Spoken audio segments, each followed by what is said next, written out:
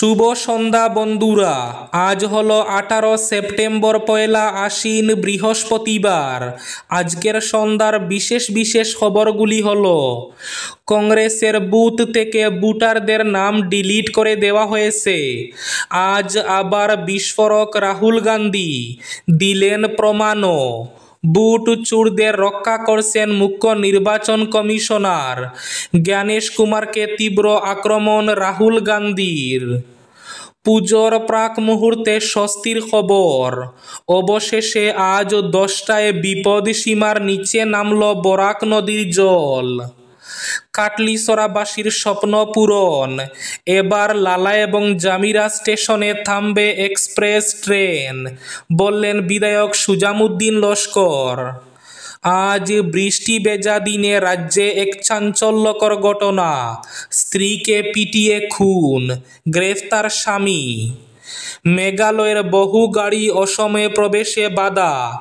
Taxi সংগঠনের এই বাধা নিয়ে উত্তপ্ত পরিস্থিতি। বেহাল কালাইন শিলচর সড়ক, গর্তের জল সেচে অভিনব প্রতিবাদ। বালিঘাটে 2 ঘণ্টা বিক্ষোভ কংগ্রেসের। অসমের প্রতিবাদ স্থলে দাদাগিরি করতে এসে তারা খেল নাগাল্যান্ড পুলিশ। বিয়ের প্রস্তাবে রাজি হয়নি ছাত্রীকে টুকরো টুকরো শিক্ষকের, গ্রেফতার শিক্ষক।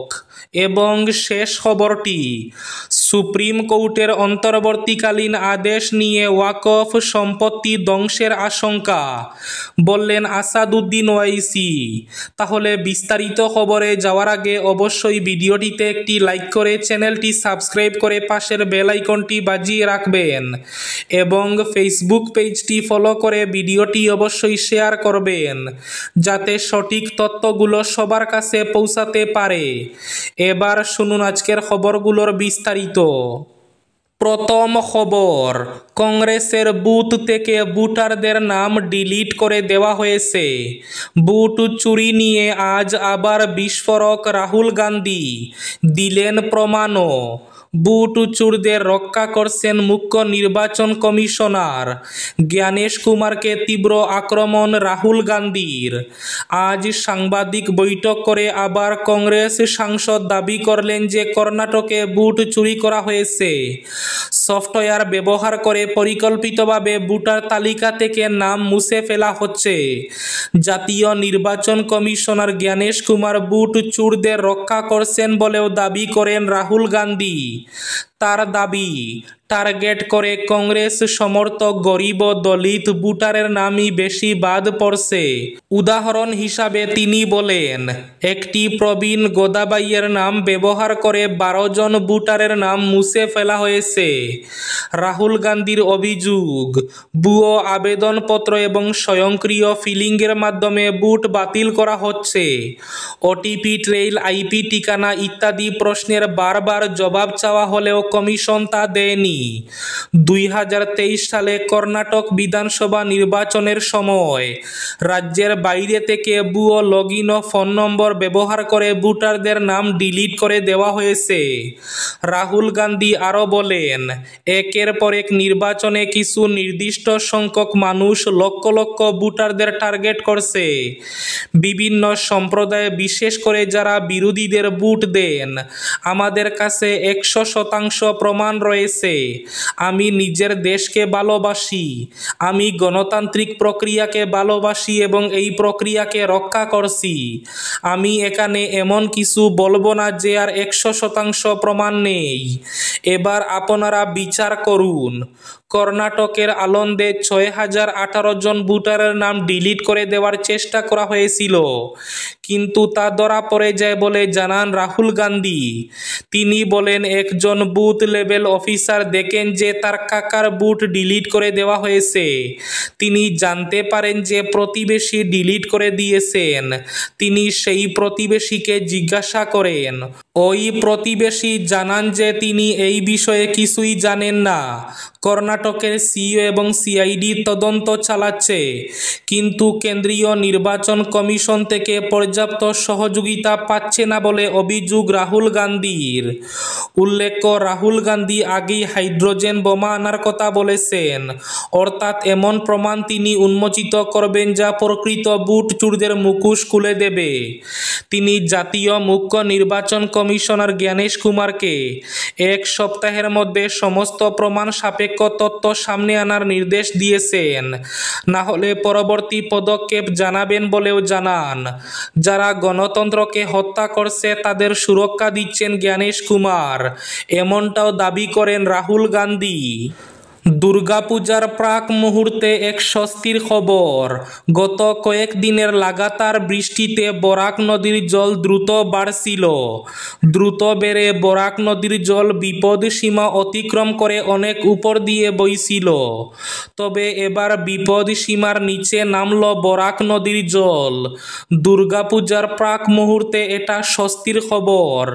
জল স্তরের বিপদ সূচক চিহ্ন হল 19.83 মিটার। 1 সেন্টিমিটার নিচে নেমে হয়েছে 19.82 মিটার। আজ বৃহস্পতিবার বেলা 10টায় বিপদ সীমার নিচে নেমেছে বরাক নদীর জল। প্রতি ঘন্টায় জল কমছে 1 সেন্টিমিটার করে। কাটলিছড়াবাসীর স্বপ্ন পূরণ। এবার লালা এবং জামিরা স্টেশনে থামবে এক্সপ্রেস ট্রেন, বললেন বিধায়ক সুজামুদ্দিন লস্কর। লালা এবং জামিরায় সাইরাং গৌহাটি এবং সাইরাং কলকাতা এক্সপ্রেস ট্রেনের স্টপেজ মঞ্জুর। এ নিয়ে বিধায়ক সুজামুদ্দিন বলেন, কিছুদিন পূর্বে এ নিয়ে আমি দাবি জানিয়েছিলাম, স্মারকপত্র প্রদান করা হয়েছিল। দীর্ঘদিন পর কাটলিছড়াবাসীর এবার স্বপ্ন পূরণ হলো। লালা এবং জামিরা স্টেশনেও থামবে এক্সপ্রেস ট্রেন। এক্সপ্রেস ট্রেনগুলো সাইরাং গৌহাটি এবং সাইরাং কলকাতা, বললেন বিধায়ক সুজামুদ্দিন লস্কর। বেহাল কালাইন শিলচর সড়ক, গর্তের জল সেচে অভিনব প্রতিবাদ। বালিঘাটে 2 ঘন্টা বিক্ষোভ কংগ্রেসের। বেহাল কালাইন শিলচর সড়কের সংস্কারের দাবিতে বিক্ষোভ প্রদর্শন করল কংগ্রেস। আজ বৃহস্পতিবার শহরতলি বালিঘাটে জেলা পরিষদ সদস্যা ফরিদা পারভিন লস্করের নেতৃত্বে বেহাল সড়কের উপর দাঁড়িয়ে প্লেকার্ড হাতে নিয়ে বিক্ষোভ প্রদর্শন করেন কংগ্রেস কর্মকর্তারা। পুকুরসম গর্তে জল সেচে অভিনব প্রতিবাদ জানান ফরিদা পারভিন। এদিন বিক্ষোভকারীরা বিজেপি সরকার হায় হায়, পূর্ত বিভাগ হায় হায়, পূর্তমন্ত্রী হায় হায়, NHIDCL মুর্দাবাদ বিভিন্ন স্লোগানে আকাশ বাতাস মুখরিত করে তুলেন। গর্তে ধানের চারা রোপণ, জলসেচ টুকরি দিয়ে মাটি ফেলে প্রতিবাদ জানিয়েছেন। খবর পেয়ে ছুটে আসেন দলবল নিয়ে অরুণাচল পুলিশ ফাঁড়ির ইনচার্জ রঞ্জিত গগৈ। যানবাহন চলাচল নিশ্চিত করতে দেখা গেছে। সুপ্রিম কোর্টের অন্তর্বর্তীকালীন আদেশ নিয়ে ওয়াকফ সম্পত্তি ধ্বংসের আশঙ্কা, বললেন আসাদুদ্দিন ওয়াইসি। সুপ্রিম কোর্ট সোমবার ওয়াকফ সংশোধনী আইন 2025-এর বেশ কিছু বিতর্কিত ধারার কার্যকারিতা স্থগিত রাখলেও পুরো আইনের উপর স্থগিতাদেশ দেয়নি। এই রায়ে অসন্তোষ প্রকাশ করেছেন সর্বভারতীয় মজলিসি ইত্তেহাদুল মুসলিমিন অর্থাৎ AIMIM প্রধান ও হায়দ্রাবাদের সাংসদ আসাদুদ্দিন ওয়াইসি। তার অভিযোগ, এই অন্তর্বর্তীকালীন আদেশকে ব্যবহার করে বিজেপি গোটা দেশের ওয়াকফ সম্পত্তি ধ্বংস করতে চাইবে। সবচেয়ে বিতর্কিত সংশোধনীগুলির একটি হল ভারতীয় প্রত্নতাত্ত্বিক সমীক্ষা অর্থাৎ ASI এর সুরক্ষিত স্মৃতিস্তম্ভ কোনোভাবে ওয়াকফ সম্পত্তি হিসাবে গণ্য হবে না। ওয়াইসি বলেন, বহু ওয়াকফ সম্পত্তি 300 বছরেরও পুরনো, কিন্তু ASI যা ব্রিটিশ আমলে গঠিত এবং 1958 সালের প্রাচীন স্মৃতিস্তম্ভ আইন AMASR অনুযায়ী পরিচালিত হয়, এখন সেই সম্পত্তির উপর কর্তৃত্ব করবে। তার মতে এর সরাসরি প্রভাব পড়বে উত্তরপ্রদেশের সম্বল শাহী জামে মসজিদে। ওয়াইসির মতে এতে দখলদাররা পুরস্কৃত হবেন এবং মুসলিম সমাজের সম্পত্তি হাতছাড়া হবে। সর্বভারতীয় মুসলিম পার্সোনেল ল বোর্ডও এই অন্তর্বর্তীকালীন আদেশকে অসম্পূর্ণ এবং অসন্তোষজনক বলে অভিহিত করেছে এবং পুরো সংশোধনী আইন বাতিলের দাবি জানিয়েছে। বৃষ্টি ভেজা দিনে আজ রাজ্যে এক চাঞ্চল্যকর ঘটনা। স্ত্রীকে পিটিয়ে খুন, গ্রেফতার স্বামী।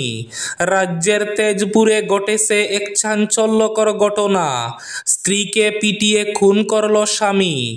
আজ বৃহস্পতিবার তেজপুরের নিজ বিহগুড়িতে সংঘটিত হয়েছে এই নৃশংস খুনের কাণ্ডটি। স্বামীর উপর্যুপরি প্রহারে প্রাণ হারিয়েছেন স্ত্রী। নিহত ঋজুমণি দেবী 2 কন্যা সন্তানের জননী। ইতিমধ্যে ঘাতক স্বামী পল্লব নাথকে পুলিশ গ্রেফতার করেছে। পারিবারিক কলহের জেরে এই হত্যাকাণ্ড ঘটেছে বলে জানা গেছে। হত্যাকারী পল্লব পেশায় মিস্ত্রির যুগালি বলে জানা গেছে। মেঘালয়ের বহু গাড়ি অসমে প্রবেশে বাধা ট্যাক্সি সংগঠনের। তীব্র উত্তপ্ত পরিস্থিতি। জোড়াবাটে মেঘালয়ের বহু গাড়ি অসমে প্রবেশে বাধা দিল অসম ট্যুরিস্ট ট্যাক্সি সংগঠন। গৌহাটি ঢুকতে না দিয়ে ফেরত পাঠানো হয় মেঘালয়ের ট্যাক্সিগুলোকে। অসমের পর্যটকবাহী গাড়িকে মেঘালয়ে বাধা দেওয়ার প্রতিবাদে জোড়াবাটে উত্তপ্ত পরিস্থিতির সৃষ্টি হয়। তাই আজ বৃহস্পতিবার অসমের চালকরাও মেঘালয়ের বাণিজ্যিক গাড়িগুলোকে প্রবেশে বাধা দেয়। উল্লেখ্য, গত 16 সেপ্টেম্বর মেঘালয়ের ট্যাক্সি চালক সংগঠন অসমের ট্যাক্সিগুলিকে মেঘালয়ের পর্যটনস্থলে প্রবেশে বাধা দিয়েছিল। ঘটনাস্থলে পুলিশ পৌঁছে পরিস্থিতি নিয়ন্ত্রণের চেষ্টা করলেও পুরোপুরি সফল হতে পারেনি। এক সময় অসম ট্যাক্সি চালক বলেন, মেঘালয়ের ট্যাক্সি চালকদের অন্যায় আচরণ আর সহ্য করা হবে না। যতদিন মেঘালয় সরকার কোনো পদক্ষেপ না নেবে ততদিন এই আন্দোলন চলবে। বিয়ের প্রস্তাবে রাজি হয়নি, ছাত্রীকে টুকরো টুকরো শিক্ষকের। বিয়ের জন্য 7ম শ্রেণীর ওই ছাত্রীকে চাপ দিচ্ছিলেন শিক্ষক। কিন্তু বিয়ের প্রস্তাবে রাজি না হওয়ায় ছাত্রীকে খুন করে প্রমাণ লোপাটের জন্য দেহ 20 টুকরো করল শিক্ষক। তারপর সেই দেহাংশ ফেলা হয় জলে। এমন অভিযোগে উত্তাল হয়ে উঠল পশ্চিমবঙ্গের রামপুরহাটে। 20 দিন ধরে নিখোঁজ থাকার পর উদ্ধার হয়ে ছাত্রীর দেহাংশ। ইতিমধ্যেই গ্রেফতার করা হয়েছে স্কুলেরই ভৌত বিজ্ঞানের শিক্ষক মনোজ কুমার পালকে। আজ বৃহস্পতিবার স্কুলের প্রধান শিক্ষককে ঘেরাও করেন উত্তেজিত জনতা। তাকে ধরে টানা হিচড়া করতে থাকেন। উদ্ধার করতে গিয়ে বিক্ষোভের মুখে পড়ে পুলিশ। কিন্তু প্রশ্ন উঠছে, কী কারণে নৃশংসভাবে খুন করা হলো ওই ছাত্রীকে? অভিযোগ, বিয়ের জন্যই নাকি 7ম শ্রেণীর ওই ছাত্রীকে চাপ দিচ্ছিলেন শিক্ষক। বারবার তাকে উত্ত্যক্ত করতে বলেন অভিযোগ। কিন্তু বিয়ে করতে রাজি হয়নি ওই ছাত্রী। বিয়ের প্রস্তাবে রাজি না হওয়াতেই খুন, এমনটাই অনুমান করছে পুলিশ। এবার শেষ খবরটি। অসমের প্রতিবাদ স্থলে দাদাগিরি করতে এসে শেষমেশ তারা খেল নাগাল্যান্ড পুলিশ। অসম ভূখণ্ডে নাগা পুলিশের টহল প্রত্যক্ষ করে প্রতিবাদ স্থলে জড়ো হওয়া মানুষ উত্তেজিত হয়ে উঠে। নাগাল্যান্ড পুলিশ গো ব্যাক ধ্বনিতে মুখরিত হয়ে উঠে মেরাপানির বেলগুড়ি। উল্লেখ্য, নাগা অধিকৃত অসম ভূমিতে নাগারা পাম অয়েলের চাষ শুরু করায় টানা 2য় দিনেও মেরাপানিতে উত্তাল বিক্ষোভ চলছে। মেরাপানির বেলগুড়ির বিতর্কিত সিড ফার্মে সুপ্রিম কোর্টের নির্দেশনা অমান্য করে নাগাল্যান্ডের কৃষি দফতর পাম অয়েল চাষ করায় ক্ষোভে ফেটে পড়েছে মেরাপানির মানুষ। এই ছিল আজকের সন্ধ্যার বিশেষ খবরগুলি। ভিডিওটি অবশ্যই লাইক করে শেয়ার করে দেবেন।